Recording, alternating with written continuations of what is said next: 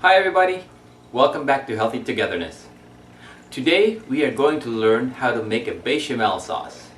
It is a classic French sauce. It is one of the 5 mother sauces or foundational sauces in French cooking, which basically means it is used as a foundation to build other sauces from, but it can also be used all by itself, which is what we're going to be doing today. If you ever run into a recipe that says some like vegetables with white sauce, the white sauce is almost always going to be the bechamel sauce, and it's a very easy sauce to make. All it is milk that has been thickened with a roux, and then of course some seasonings, usually nutmeg. Now we have used bechamel sauce before because we have made mac and cheese and we have made souffle. We started using the bechamel sauce and then added cheese to it to make a mornay sauce. So the foundation is the bechamel sauce, and then we developed it into the mornay sauce by adding cheese to it. Today though, we are going to make the bechamel sauce the star of the show. We're going to be making a vegetable gratin, right? And this vegetable gratin is going to be the perfect side dish for elegant dinners like Thanksgiving or other holiday meals. And it can also be for something very simple like an everyday dinner, like a roast. For example, the roast chicken that we have made before in the past. I will attach a link to that roasted chicken recipe in the description below. Okay, let's go ahead and get started with the ingredients. Here are the ingredients for our broccoli gratin. For the bechamel sauce, what we have here is 3 tablespoons of butter, unsalted butter, 3 tablespoons of flour, all-purpose flour, and this is going to make our roux. We have 2 cups of milk. This is whole milk, but feel free to go ahead and use whatever milk that you would like. It can be like the 2% or fat-free milk.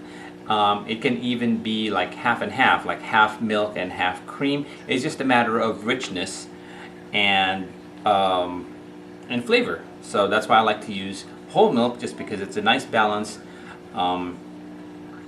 with the amount of fat in it. It's a nice balance between flavor and watching the calories. All right. We also have to season the bechamel sauce. We have white pepper and nutmeg.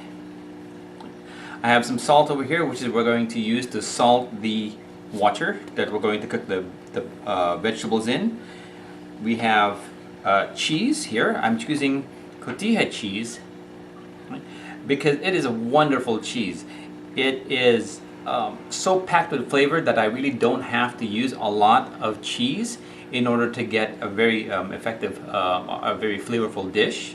And so if you're watching the calories that you have, try to get a strong flavored cheese. That way you use as little of it as you can to save calories, but at the same time you have plenty of flavor. Now normally I would use about half a cup of this Cotija cheese. The Cotija cheese comes in a nice block and it crumbles beautifully, right? I normally would use about half a cup of the Cotija cheese for the dish, and that way I have a good balance of flavor that the cheese isn't so assertive that I can't taste the broccoli and the cauliflower anymore. So that's what I would choose. But we're making this for my wife today, and she really loves the cheese, so I'm going to put a little bit more. I think I've got about 3/4 of a cup of cheese here that I've crumbled. And we have broccoli. Hello.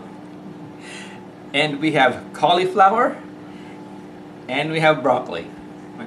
So the first thing what we're going to do is go ahead and break down our cauliflower and broccoli. The first thing that we're going to do is break down our vegetables. We're going to start off with the broccoli.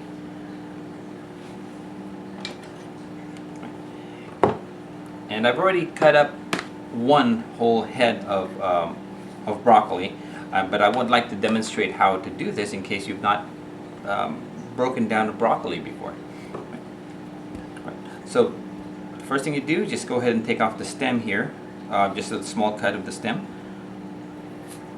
just so we have a fresh end, not the dried out end here. All right. Peel off any of the leaves.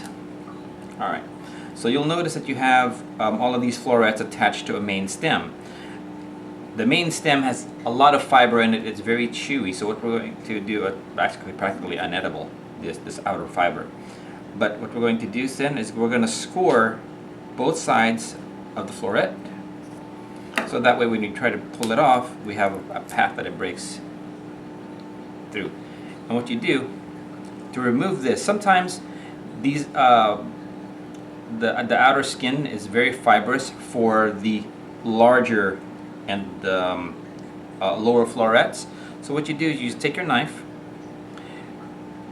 get it underneath just the fibrous skin, get a hold of it with your thumb and pull, and it all comes up. Try not to lose the florets. Whoops.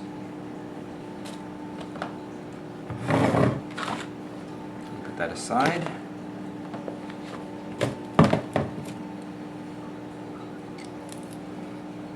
Just like that.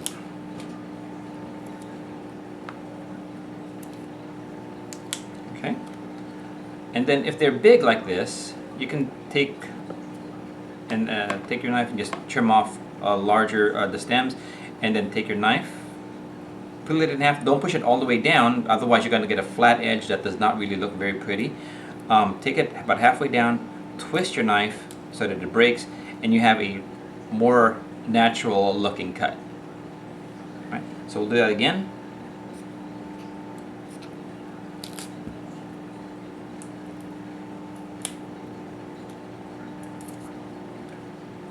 Take your knife, get it just under the skin, enough so that you can get a grip with your thumb, and then pull up.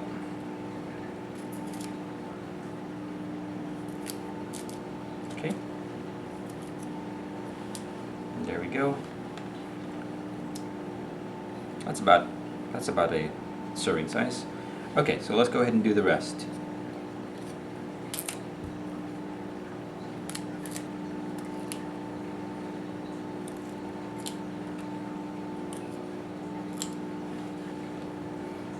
Okay.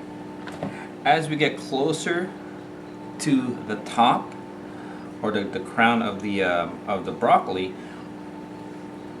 you can just go ahead and take it and just pull it off. Take the florets and just pull it off, and we don't really have to bother with the outer skin. It is very tender. Oops, unless it pulls off some of the bark, I mean the skin on the outside here. Just take that off and trim it. And what I do is when it gets to this point, where it's really getting really small towards the top, that's about still bite size. But as it gets closer to the top, it gets smaller and smaller. So what you do is just take it like that and then cut it. Make a small cut, twist it. There you go. Okay. Now this stem is actually my favorite part of the broccoli. I love the stem. What you do there is you just take your knife, get it under the thick. You see on the outside here, it's a very thick skin, but the inside is tender. So what you do is you take your knife, push it down a little bit so you can get a grip, and then what you do is you twist the knife up so it pries off a little bit of the skin at a time, like that.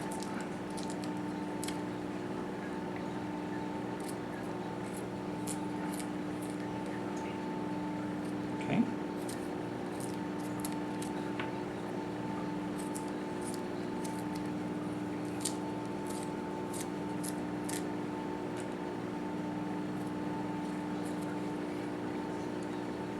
Okay. And you'll notice even after you remove the thick skin, you still have a little bit of fiber over here. So what you do is you can just take your paring knife, if it's too big, like you can't get your thumb at the top and then comfortably, and then your knife at the base, cut it in half like this, so that you can comfortably get your thumb. Because what we're going to be doing is we're kind of going to pull the knife towards our thumb carefully, but it's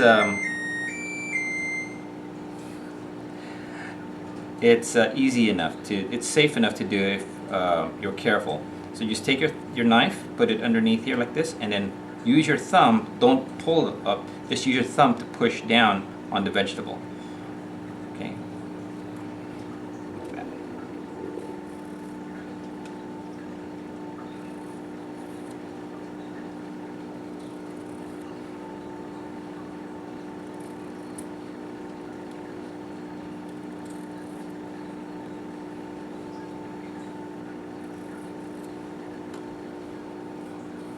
Okay.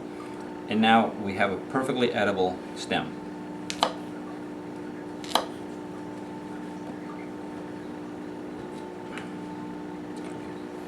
Next is our cauliflower. Right.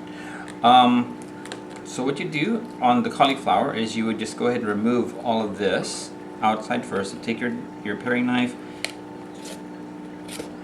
You can remove that if you want to. Peel off all the leaves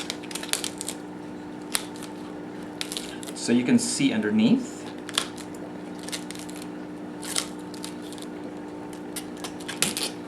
Okay.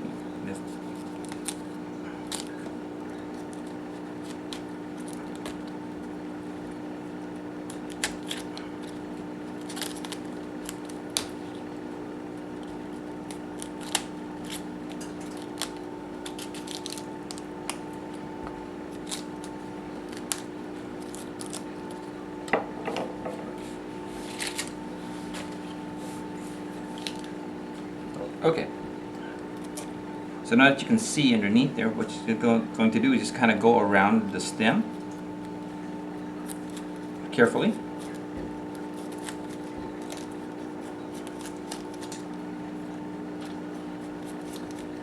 So that we can take this off. There we go.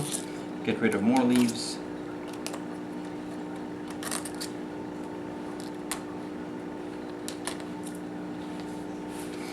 Alright, and then again, this is very easy to do. All you can do now that the stem is removed, these will break off easily. And this is a very large piece, so what we're going to do is come down a little bit. Right. We don't want to go all the way down because now you have a very flat edge here. It doesn't look as pretty as if you did this. Take it halfway and then break it. See how it looks much more natural than having a flat cut. Okay, like that.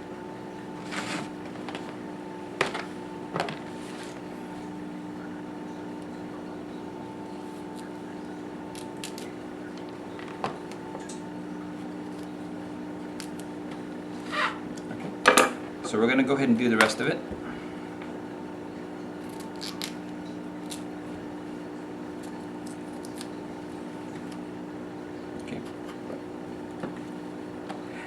As we get closer to the top of the cauliflower,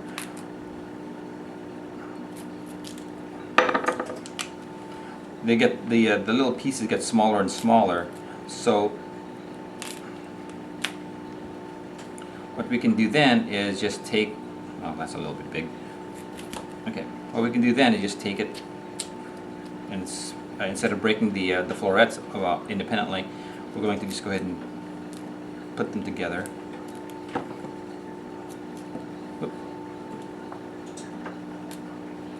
Okay, so we have like maybe 4 florets on that one. Okay.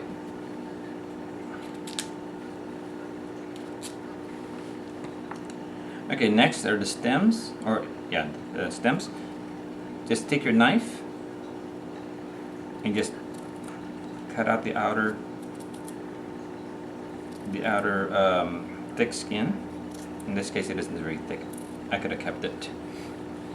This one is thick. Right.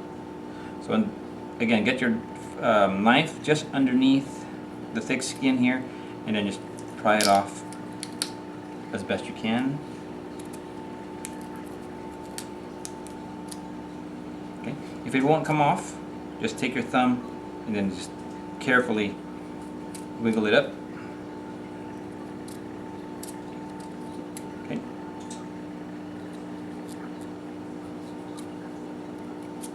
There you go. This one's being stubborn. Okay. We have a flat end here. What you can do is just take your knife and go down.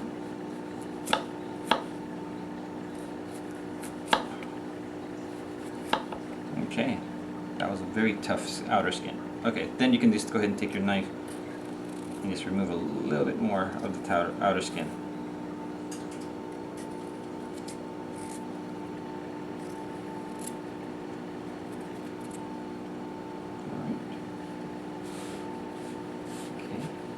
After that, just cut this into bite-sized pieces.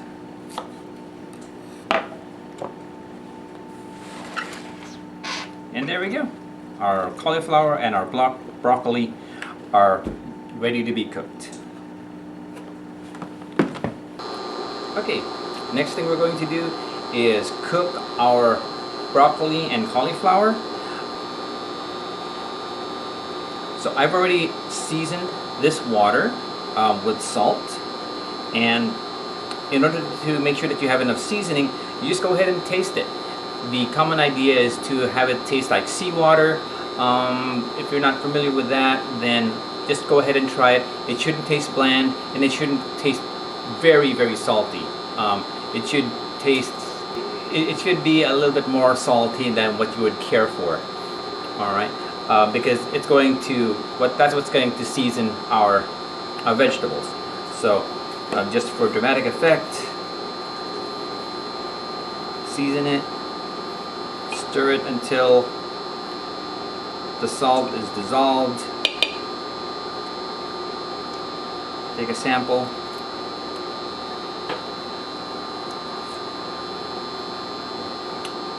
Yep, that's definitely a salt seasoned well. Put these aside. And what we're going to do is we're going to go ahead and cook.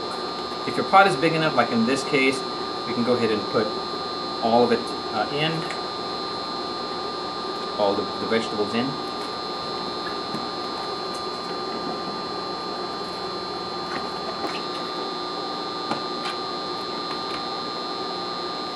Alright, and then submerge it all carefully.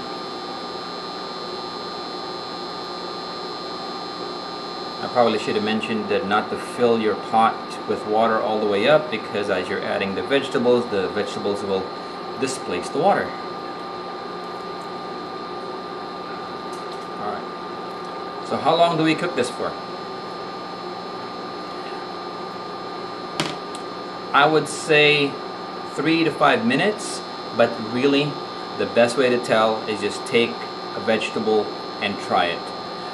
The broccoli and the cauliflower are perfectly edible raw, but what we're trying to get away from, or what we're trying to achieve by cooking it, is to get it to be more tender, and also to kind of get rid of that earthy rawness from the vegetable.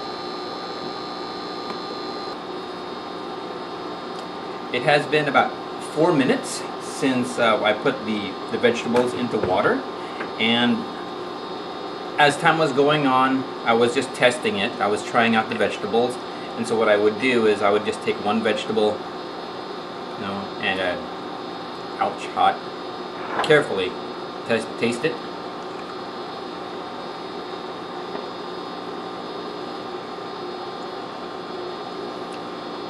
The rawness of the vegetable went away after about 2 minutes or so, and then after that I was just waiting for the vegetables to be tender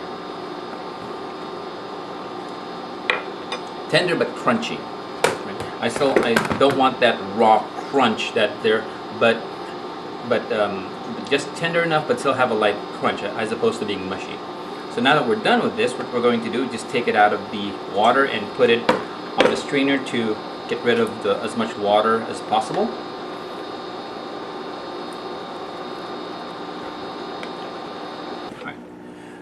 So we have our vegetables in the colander. We're going to let it drip or remove as much of the excess water as possible.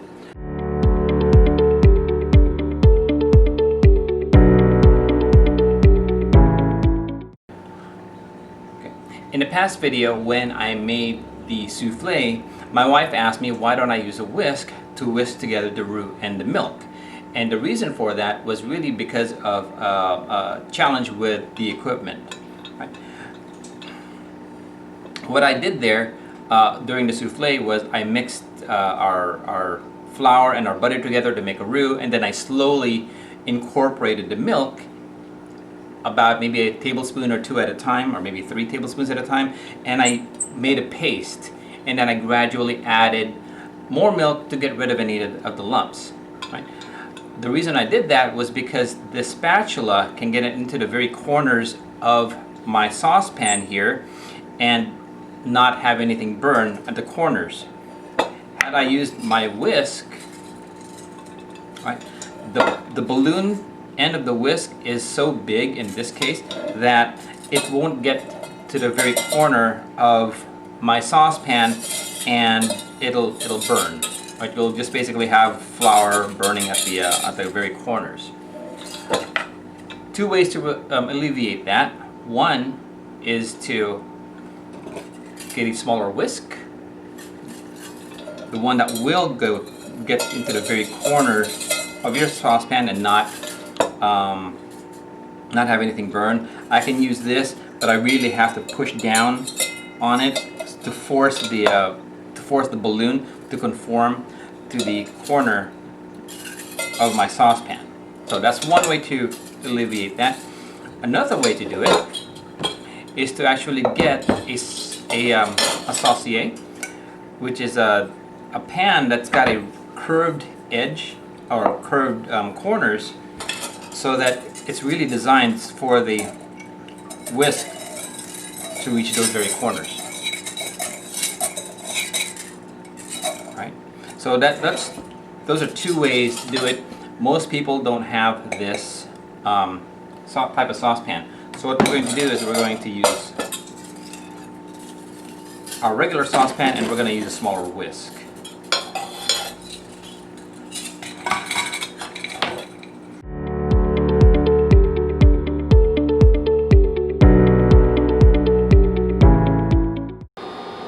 Okay, we're heating up our pan over medium heat. We're going to go ahead and add our butter, get that to melt.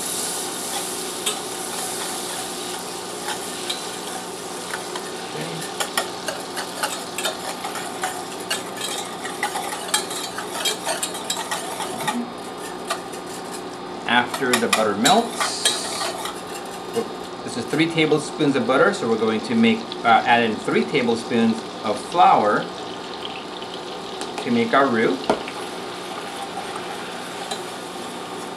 So what we're going to do is we're going to mix it well, and after the butter and the flour are well combined, we're going to cook this for another minute or 2 to get rid of the raw flour flavor.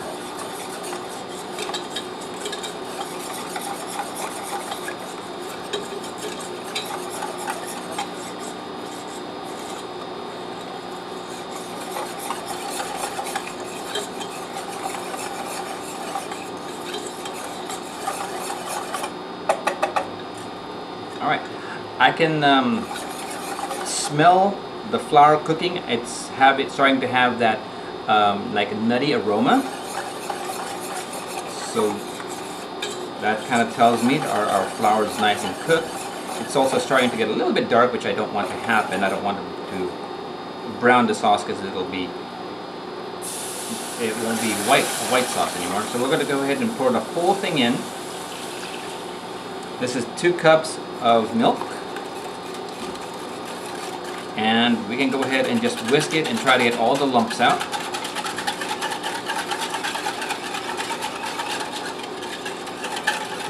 Remember to push your whisk into the very corners of your saucepan so that we get rid of any flour that's accumulated.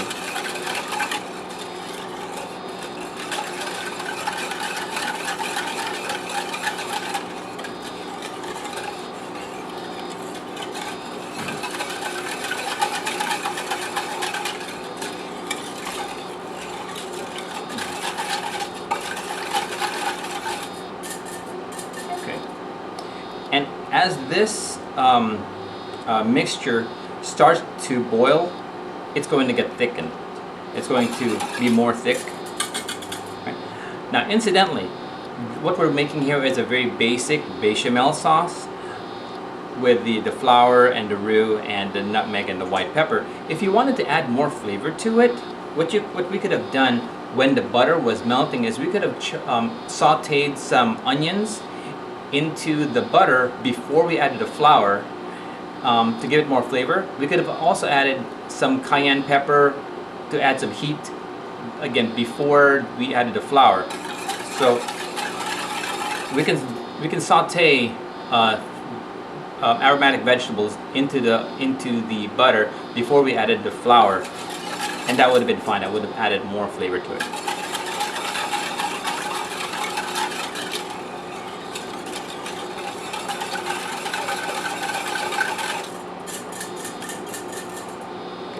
As we're waiting for this to thicken, we're going to go ahead and add a pinch of white pepper, maybe 2 pinches, and we're going to grate some nutmeg. What I do with the nutmeg is I just go ahead and grate some until I have until the surface of this is covered, because nutmeg is so is a very assertive spice. We don't really want to add a lot.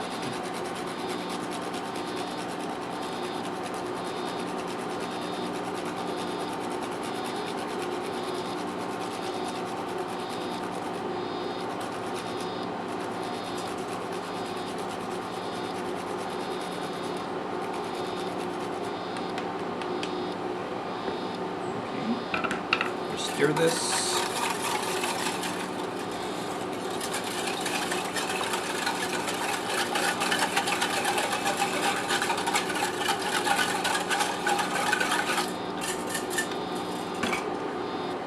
After we've incorporated our spices, we can go ahead and give it a taste.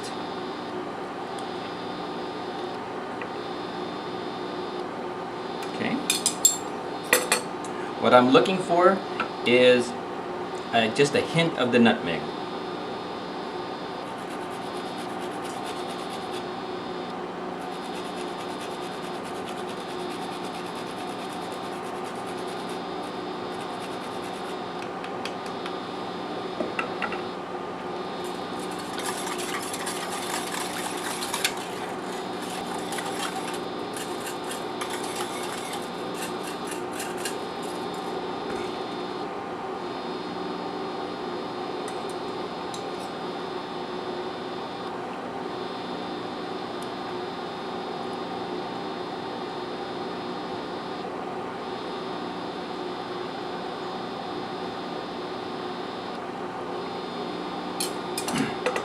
Alright, perfect. I can taste the nutmeg, but it isn't overpowering.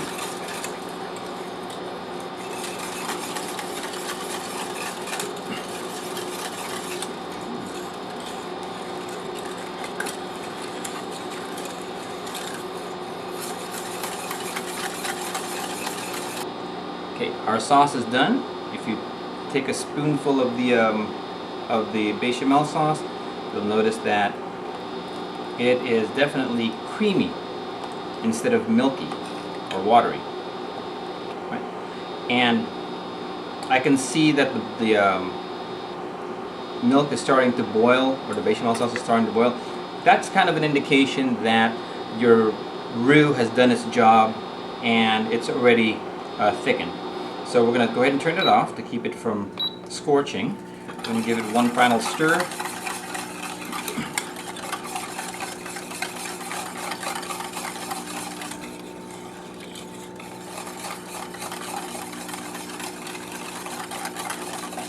This is going to thicken more as it cools, and if you find that it's too thick, you can feel free to go ahead and add a little bit more water to loosen the sauce. But we are done with the sauce.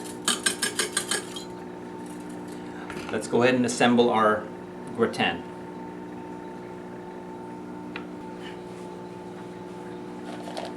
Okay, I have a gratin dish here, and I'm going to go ahead and put that on top of a sheet tray just in case we have something, some of the sauce kind of spill over. It's easier to clean the sheet tray as opposed to the oven. So what we're going to do first, we're going to take our crumbled Cotija cheese. And by the way, you can use any cheese that you'd like. Classically, Gruyere cheese is used for a gratin. Just keep in mind that the flavor is going to change depending on the cheese that you have. So more cheese, if you have a mild cheese, you have to use more cheese to get the flavor effect that you would like. Gruyere and Cotija cheese, they're very strong flavored cheese, and so we don't have to use as much, except for today, because my wife again loves cheese. So we're going to go ahead and put some of the cheese just a little bit on the bottom. All right. Take our vegetables, just kind of put it in a single layer.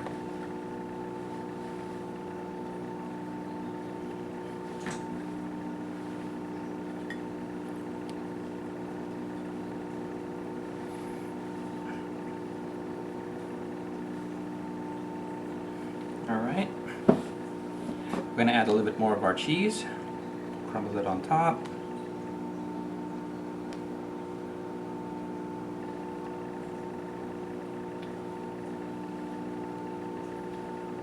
Okay, and then we're going to go ahead and take our bechamel sauce.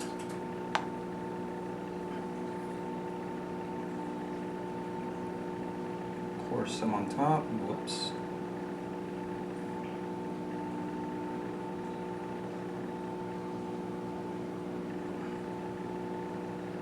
All right.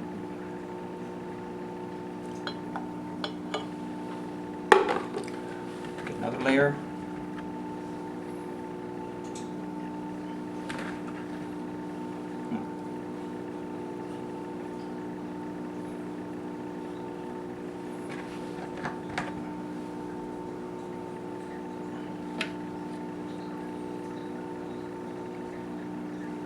And what we're going to do is we're going to reserve really good looking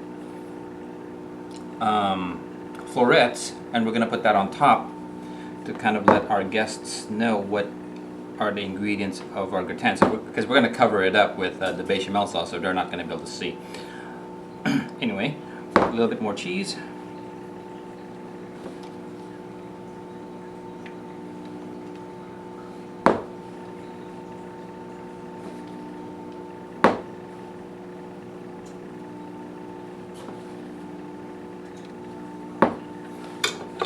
And then the rest of the bechamel sauce.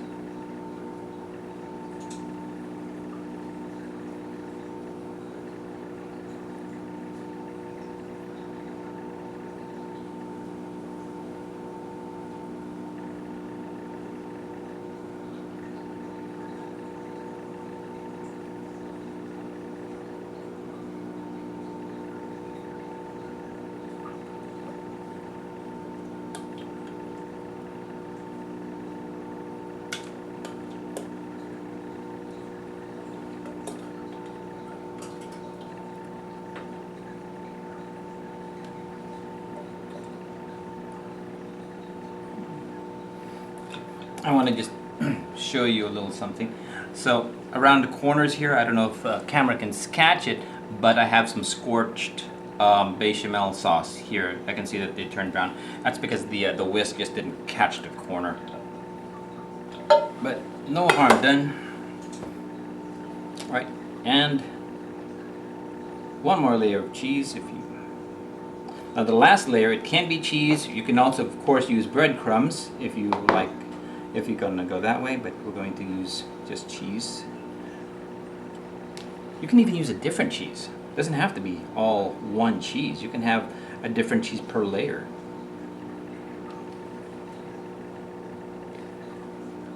All right. There. Okay. I have our oven preheated to 425 degrees. I'm going to go ahead and cook this just until it starts to brown, right? Because the cauliflower is cooked, the broccoli is cooked, the bechamel sauce is also cooked. So everything here is already cooked. We just want some color. So here it goes.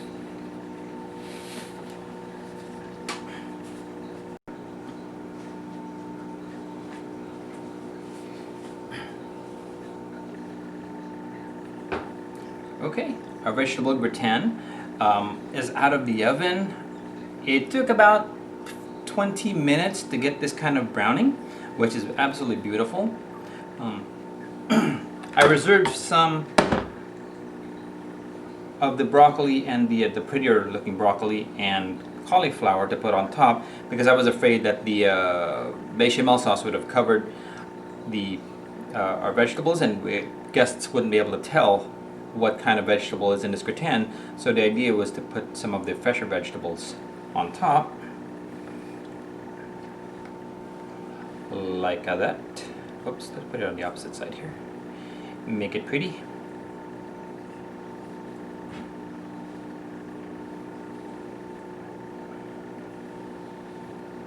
There we go.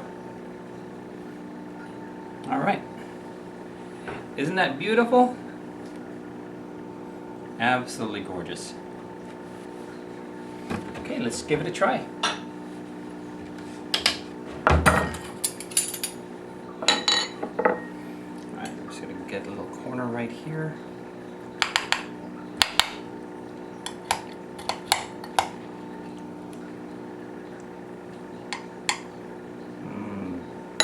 How creamy that is.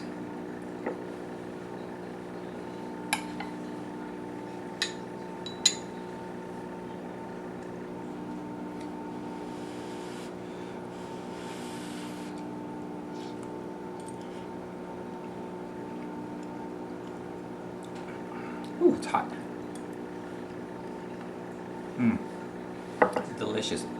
Definitely taste the cheese on this one, so my wife will be very happy. And I can still taste the vegetables too, so I'm happy about that too. Sometimes the cheese, if I put too much, can overpower the flavor of the vegetable. Excuse me. Sometimes if I put too much cheese, the cheese flavor can overpower the flavor of the vegetables. And then, you know, I'm kind of longing for that flavor. But in this case, you put just enough to make both people happy, both my wife and I happy, with the cheese flavor and the vegetable flavor.